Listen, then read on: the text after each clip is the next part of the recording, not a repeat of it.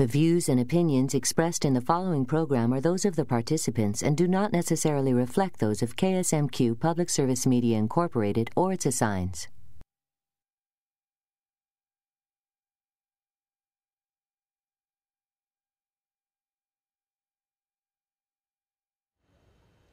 Tonight, the personal stories and experiences of people who have lost weight and kept it off. Find out how to fight obesity in your life. You're watching Health Connections.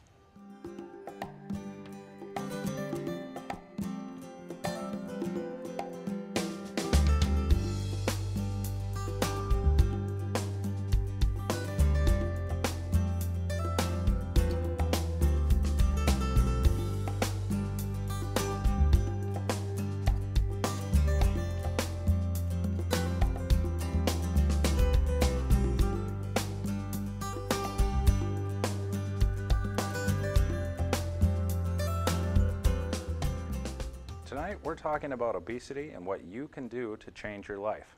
While there are many statistics we can use to discuss the obesity problems facing millions across the United States, the stories of those that have beaten obesity are much more powerful. Our guests tonight are Jamie Michael from the Rochester Athletic Club, Kaloa Hansen, and Gary Kadansky. Thank you all for coming tonight and sharing your experiences with us. Now, Gary and Kaloa, I understand both of you have lost almost 100 pounds or a little more than 100 pounds in your experience. You've gone from, a whole different person to what you are today. Could maybe just kind of walk us through a little bit of your experiences? Well, about 2.5 years ago, scale-wise, thinking about weight-wise, I was at about 285 pounds, and that's where I lived probably most of my adult life. And I had the opportunity a little over 2 years ago to be part of a Biggest Loser contest that was in Rochester at the Rochester Athletic Club. And I was chosen to be one of 12 contestants. And that's where I met Jamie, and I was also connected with a trainer to walk me through some things. And I can remember walking in and just saying to these people, just tell me what I need to do. Don't ask me what I need to do. Tell me what I need to do to lose weight and have success. And it started that journey. 25 years of being a heavy man and not spending any time really exercising. I might go for a walk with my wife or go to play tennis every now and again. But not having any kind of regular exercise in my life for about a 25-year period. And that's where my journey started a little over 2 years ago. 12 weeks after the contest, I had lost about 43 pounds. And it was a contest that I won, and I was able to continue working out at the Rochester Athletic Club and continue to lose some more weight, and have taken off a total of about 80 pounds over the last 2 years. Wow. And kept it off up to this point. Nice. So Kaloa, how does your story differ? I have been on 5 different diets and gained 50 pounds. Wow. I was suffering from high blood pressure, not at medicine level yet. I got determined that it was time to lose weight. I went to the RAC and got involved with the 12-week program. I got introduced to Jamie. She's been my nutritionist. She's followed my meal planning, make sure I eat right, make sure I eat the right kind of foods, the right amount of foods. I got connected with a strength trainer who strengthened my muscles, tightened up my skin as I lost weight, got a little bit flabby. I've gone from 232 pounds down to 178. I've gone dress size from size 22 down to size 12. My blood pressure is now low normal. I exercise daily. My major exercise is walking. I don't do a lot of strenuous stuff. I have participated in a couple of cancer walks, a 3K and a 5K, and I think an 8K. And I have family support that helps me. Even my husband that was reluctant to start now is helping he's the major cook, so he buys stuff that's low fat or less fat and substitutes stuff for that. Wow. So you made a ton of changes, both of you. Now, Jamie, you seem to be at the center of this, at least in this situation. Yeah. So tell us a little bit about this program and that you've really worked through. So what Kaloa and both Gary did was a 12-week program, and basically we have them working with a dietitian, myself, or we have another dietitian that works during the day, and they work with a personal trainer, so we have both that accountability on the activity piece as well as on the food piece. And what we do is we meet with them weekly, and we develop small changes for them to work on. So we set usually 2 challenges a week, whether it be increase your vegetables this week, or a health challenge is to maybe park further away. We focus on those small steps to make some of those longer term changes and try not to overwhelm them. So you're not starting week 1, let's lose 15 pounds. No. And that's another thing. We try to focus on more performance goals versus outcome goals. A lot of people, when they look at a weight loss program, they think, I want to lose 25 pounds. And we need to focus on some of the behavioral changes to get to that point, because if you start making those behavioral changes, the outcome goals will come eventually. Your weight will drop, but I think it's just getting them to step back and realizing some of the lifestyle changes that they need to make in order to get to the outcome goal. So lifestyle changes is usually what gets people to back away from these programs. They'll immediately start and they go, oh, okay, I'm really wound up, and about a week later, okay, this is sickening. What kept you guys going? Gary, what kept you going? I believe the accountability, the public accountability of the contest that I was in, because I was coming across kids and other adults, and they would say, hey, I hear you're in this contest, and as I might be reaching for something that I ought not be reaching for food-wise. Get the big smack. But the public accountability was part of it, but it was just learning the basics of food education, of a pound is made up of 3,500 calories. And an apple is 100 calories, and a double cheeseburger that I would eat was about 500 calories, and just learning the numbers of how many calories I burn just sitting here talking today, how many calories in a day I burn, how many calories I'm eating, and learning to journal and log and understand the foods that I'm eating. There is nothing that I've stopped eating, but I am eating better, and I'm eating less, and then moving more is kind of how I answer people when they say, how'd you do it? I eat less, I eat better, and I move more. But it was just the tools of when I get on a treadmill or do some other cardio exercise, that if I can get my heart rate into this particular zone, I'm going to burn more fat. And these are all things that I never knew until sitting down with Jamie and talking with Susie, who was my trainer, and just learning all kinds of great information. And I think that's helped me continue to maintain the loss. So Kaloa, were you the same way, where that counting those numbers? It sounds like Gary's kind of a numbers guy in some sense. Did that throw something at you? The counting was most important to me, but even pulling out something from the grocery store, flipping it over and reading the label has been huge, and knowing what each number means. My support system has been my daughter. She's been walking with me, but the greatest thing that keeps me motivated is once you lose that first 30 pounds, everybody around you notices, and they want to do the same thing. And every day somebody comes up to me, well, what do you think about this? I says, go for a walk with me. You know, eat breakfast, you know. And they say, well, I've been skipping meals and haven't been eating that much. But the thing is they may have skipped lunch and breakfast and lunch, but have a huge supper. And it's just before you go to bed. The important thing is to eat all day long good food, nutritious food.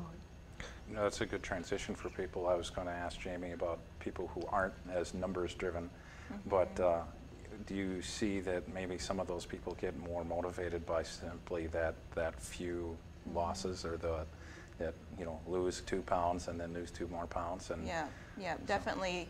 You know, they see the number on the scale, and it gives them more drive to want to lose more. And I think a lot of people are number focused, and it's good to, you know, focus on the other positives that are coming from your weight loss as well. As I feel more energetic, I'm able to play with my kids without losing my breath, and you know, those types of things is you need to be focused on those other factors as well. Just, you know, not just the numbers, because people kind of tend to get discouraged if they don't see a 2-pound weight loss in a week, every week, you know, to their goal. So I think it's important to kind of step back and say, you know, look at the other things that have come, the positive things that have come from your weight loss, you know, just to not get people discouraged along the way. You ever tell somebody to just quit going on the scale? Just exercise and forget the scale? If it gets to a point where I feel like somebody's getting obsessive about it, I will say, let's kind of step back. This seems to be ruining your day. For those other people, you know, if it's accountability and they need to see those numbers in order to keep pushing, and you know, they could step on the scale and say, oh, it's fine, I'm just going to really work harder, then I would say yes, maybe they need that accountability. But for those people that kind of let it drag their day and they kind of feel like they're going to fall off track, then I probably wouldn't suggest, you know, the ongoing weighing. You know, some people. I know, that's me. And it's strange. And I'll almost do it as a. I don't know why. I just do it. I'm sorry. I'm a little obsessed on the scale, and my wife will straighten me out. But I can weigh myself on Monday, and I'll be at this weight. 2 days later, even though I've been exercising and I've been eating great, I step on the scale just to see, and I'm like 2 pounds heavier, and it's like I don't get. So I am learning to be not as obsessive on the scale, and I know as we hear people ask us questions about what we've done, and I will say, don't worry about the scale. How are your clothes fitting? Are things looser? You know, because people will change their body without losing any weight. So this is like a coming clean for me. I need to just stay off the scale. Just maybe get a piece of tape, put it over the numbers. That's right. I'll do that. So. My issue with the scale is if I weigh every week and only lose a half a pound, I get depressed. So I weigh every other week. Then I lose a pound or a pound and a half, and I feel great. And for Chloe, she was seeing a good weight loss. I mean, she was averaging 2 to 3 pounds a week. And then once your body hits a certain point, you don't see as much weight loss. And that's the point that Chloe said, okay, let's step back, and maybe every other week would be better for me, because I don't want to get, you know, depressed over the whole week and feel like I'm doing something wrong, like I'm a failure.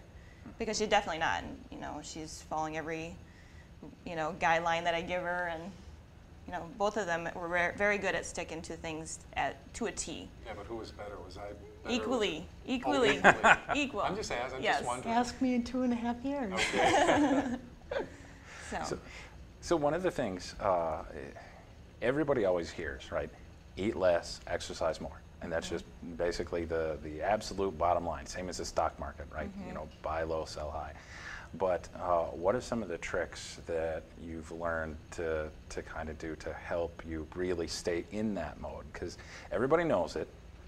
So few people do it. I'll give myself an example, right? I mean, I've got the thinnest fingers you'll ever see because I'm at a keyboard all day long. The rest of me sits there, you know, doing my little thing. What are some of the tricks you guys have learned to keep motivated and keep moving? Journaling is still big, and again, just knowing the numbers has helped me in a lot of different ways. But knowing that if I have X number of calories that I can eat in a day, and if I know I'm not going to exercise, or even if I will exercise, just knowing how those numbers affect me. For me, part of the trick is eating probably 6 different times during the course of a day. I'll have not so much snacks, but I'll just portion control. is just learning that, and that was part of the time with Jamie, and really grabbing hold of that, that I don't have to have 3/4 of a pizza to feel good. I can just have my 2 pieces and have a good balance. But just having a balance of foods, the back to the basics of the fruits and the vegetables, and balance on your plate, and not trying to eat everything in the course of one meal. But for me, I'll spread it out where I'm eating 6 or 7 times a day, little bits and pieces, just to kind of keep my metabolism going. For me, journaling is a great thing. The help with the nutritionist Jamie and the strength trainer.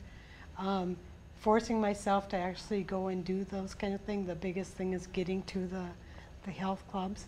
I was also given what's called the Groove, and the Groove keeps track of how many calories you burn a day, and you have to go from the different colors. It starts at red, progresses to orange, yellow, blue, and then green.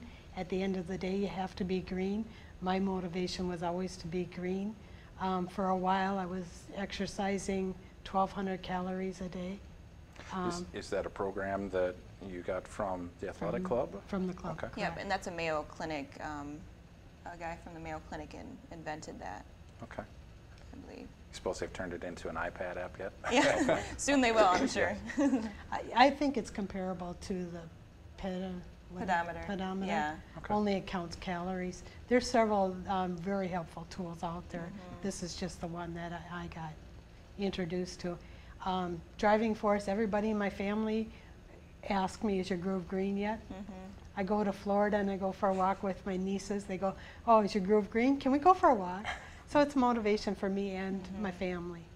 And I think the support, as has been mentioned, you know, to have my wife walk alongside with me in this, from the meal preparation to now when we go work out, we're working out together, so there's that accountability, and I can't, I really can't imagine having the success I've had without that kind of support throughout even the last 2 years.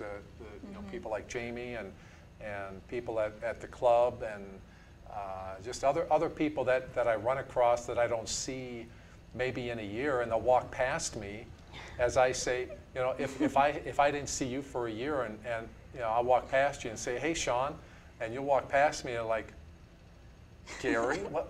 And that happens, and so that is an encouragement, and it's just a reminder that people, you know, there is change, and people are watching what we're doing too. So just to know that accountability is out there is good for us. So for me, probably half of my day is spent in the work environment. I spend a ton of time there, and you're right. If I were to walk by somebody at work, they would absolutely notice. But 95% of the time or more, I'm sitting in my chair. I mean, do you have jobs that are like that, where they're sedentary, or? For me, I know that I have for my work, spend a lot of time with kids, but it's a light activity lifestyle, and so that's why when we go to the gym, we got to crank it up a little bit. But work-wise, it is relatively sitting in a chair, sitting at a keyboard, or going on campus and interacting with kids, and just walking from table to table. Not sprinting and not walking miles a day. So it's important for me to make it a priority as to where it's going to fit in the day, and plan my exercise so it is going to happen. I know people do it at the end of the day. We need to do it at the beginning of the day, or it gets lost as the day goes on. It makes it easier to say, I don't think I'm going to be able to get there, or I'm not going to be able to do what I want to do. And for me, I plan my work around my exercise instead of my exercise around my work. I work out in the morning, take a 15-minute walk in the morning, about 10 o'clock, take another walk at lunchtime, in the afternoon, and then again at night. I might take a walk with the dog or go with my daughter. We walk a mile or two at night. the thing that also is important is that you plan your meals during the day. If you're going to be sitting at a place and you know you're going to be there all day, instead of walking over to the Galleria to pick up a piece of pizza at 700 calories, pack a sandwich, pack your fruit, your vegetables, your yogurt, and just plan on that's what you're going to be eating. So you have time to eat that quick and go for a walk instead of walking over there and eating. So one of my biggest challenges is that I was as high as 280 personally, down to 220 at one point, and then I was stupid and got myself promoted. And with this new job came all of this new relationship building, and of course here in America, what do? We eat. So we go out, yeah, let's do lunch, let's go out for lunch, and more lunch, and more lunch. So Jamie, are there ways maybe that, or places or things that you recommend for people to maybe yeah. In a circumstance like that, when you know that you're going to be eating out, it's something that's, you know, going to happen probably 4 or 5 days a week. I would definitely encourage you to start off with a good breakfast. You know, that's the most important thing. Most people, when they know they're going to be eating out for lunch, they'll say, well, I better skip breakfast to save some of my calories. And that is not the answer, because what happens is you get to lunch and you're ravenous, and you pretty much want to eat everything in sight. So I always tell people, you know, if anything, don't show up to a meal ravenous. So you get your breakfast in. Maybe if you know it's going to be a later lunch, then you have maybe a mid-morning snack with protein and a carb together. That will kind of help tide you over when you get to the lunch. You know, make sure you're making sensible decisions. You know, maybe work on adding some vegetables and some fruits with that. So if you're going to a buffet of some sort, you know, grab a salad before. And then, you know, with your plate, you want to make sure you're getting at least 3 different food groups on your plate. And don't overwhelm your plate with carbs. You know, no filling your whole plate with pasta. You need to incorporate some of that variety onto your plate. So if you know something like that's going to be happening, you know, majority of days of the week, you need to, you know, plan ahead. And that's the biggest thing for people is pre-plan, you know, and don't set yourself up. You know, grab a to-go container beforehand. If you know that the portion is going to be large, then, you know, plan ahead. Ask for that container ahead of time and scoop half of that into the container to avoid some of that temptation throughout the meal. That's definitely helpful for people. Interesting. Yeah, we will still go out, whether it's fast food, but looking for the better products that are lower in calories but still meet some of the dietary needs that we have, or even some of the restaurants that we go to, that it really is amazing how so many of them, you have to look for the fine print, but they do have the, you know, the low cal, the low fat things down on menus, and there are options, but it's being prepared to walk in. I think, as Jamie said, to know that if that's going to be happening, to think about it, and not where you're kind of freaking out over, oh no, I got another lunch today, but to think, okay, well, I know when I go here, and I'm sure you have your favorite spots, as everybody does, and if they don't have some low-cal options, maybe you need to build relationship with the manager at the restaurant and say, hey, help me out, you know, help me out here a little bit. But anything can be low-cal if you know what you're eating. Yeah. And another thing is drink water. You know, instead of that soda with your pizza, drink water. When I started, I was drinking 3 bottles of pop a day, and now I maybe 1 a month, and that's a diet pop. Most of my beverage now is water or tea. So Kahlua, tell me how losing all this weight has changed your life. I'm happier. Good. And I'm sure my husband will agree I'm easier to get along with. I just feel energized. It's just a world of difference. I feel like I'm 20 years younger. I know that's a lot, but I really do. I feel like when I just got out of high school, and probably way less than what I did when I was in high school. But yeah. Nice. Gary? Well, losing all this weight has made me such a big, I kind of feel like a rock star. No, that's not it. Get a record deal and Well, the record, Did you if pick up singing? everybody's watching, give you my email address and we'll get, no. yeah, yeah. People say, do you feel better? Do you feel better? And the answer is yes, but I still like to take a nap at 2 in the afternoon, and it's not that when I wake up in the morning, it's still, all right, here we go, come on, we got to get going. But once I'm doing some exercise or doing a project around the house or doing something, the endurance that I have is off the charts. I mean, I feel a little bit like the Energizer Bunny. Takes me a little while to get going, but the endurance, I think, is what has shown up for me. And one thing also is I can buy clothes, and I haven't been able to do this in 25 years. I can buy a shirt that does not have the letter X in it. And that's something I haven't been able to do since high school. And that was a while back for me. So, you know, there is a little more confidence, and it does. It feels good.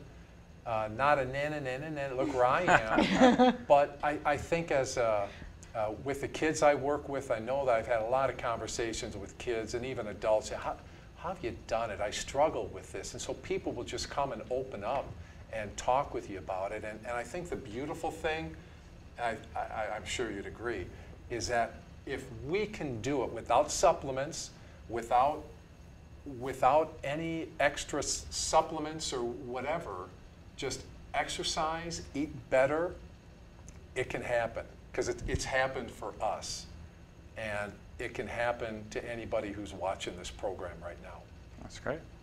Well, I think you two have an amazing story, and Jamie being helping to be the facilitator for this. I'm glad I could help. It's these guys' motivation that did it, but I'm glad I could be their support.